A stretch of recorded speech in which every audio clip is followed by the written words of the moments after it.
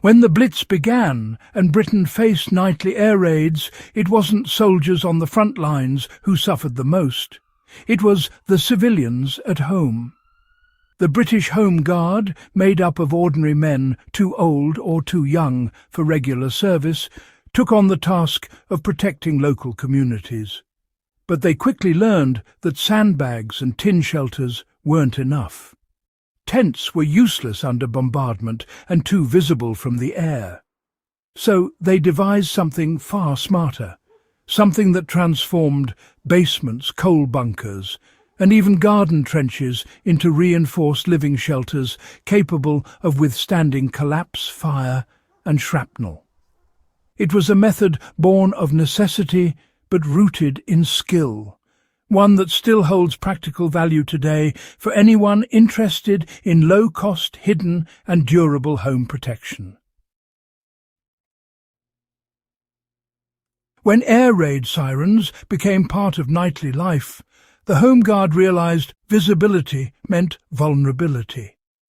Standard military tents or surface shelters stood out under moonlight or flares, easily spotted by enemy aircraft. But an underground or disguised structure blended into the environment. Across Britain, they began turning existing domestic spaces into shelters. Basements and old coal bunkers were especially prized. These underground cavities already had thick walls, but the trick lay in reinforcing them with salvaged materials, chiefly wooden doors, old floorboards and compacted soil. Families were instructed to layer spare doors across ceilings, using them like makeshift beams. The Home Guard showed locals how to pile earth or rubble over those doors to absorb shock from nearby blasts. Even if the house above was damaged, the small reinforced chamber beneath could remain intact. In rural areas where homes lacked basements, they turned to garden trenches. These were simple to build, but easy to improve. A trench dug 4 to 6 feet deep was lined with sandbags or wooden boards scavenged from bombed buildings. To reinforce it, they mixed lime plaster into the soil walls. Lime not only hardened the earth, turning it almost stone-like, but also resisted moisture and mould. Some of the best Home Guard shelters were nothing more than narrow trenches, roofed with timber and covered with 2 feet of packed soil, hidden beneath shrubs or sheds.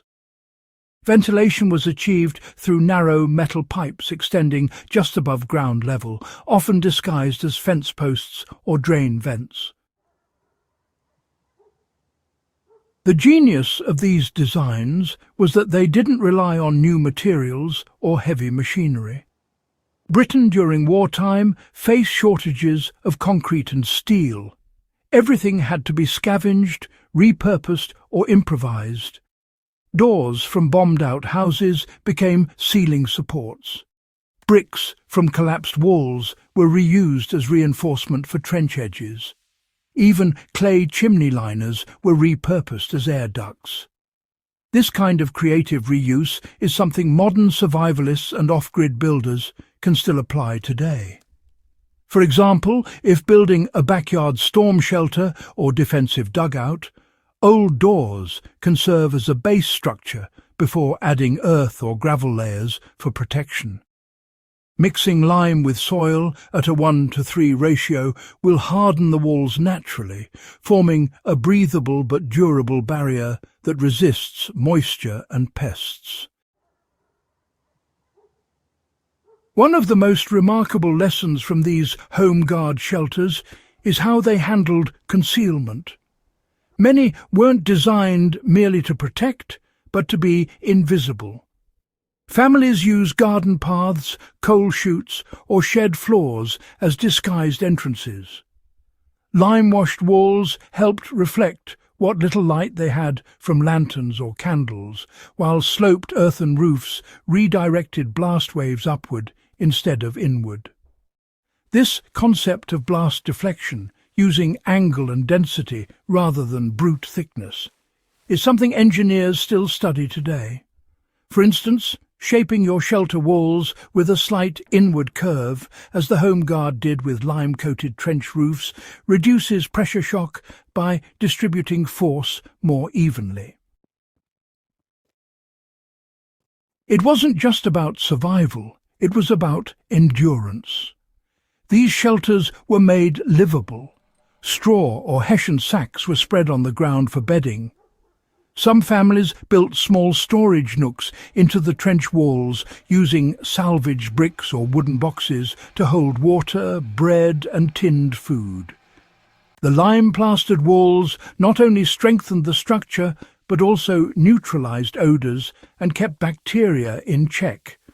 A small but crucial detail when several people shared a confined space for hours or days.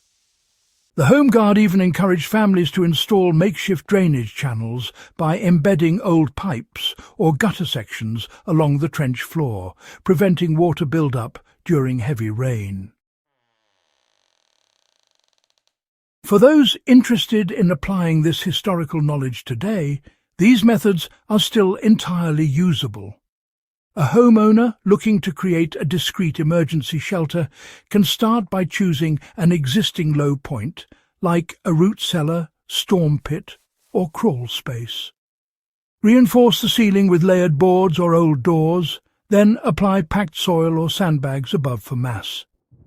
Coat the walls in a lime plaster mix, 1 part lime to 3 parts fine sand, to form a natural moisture barrier. Ensure at least one small ventilation pipe extends outside, ideally shielded by foliage or structure.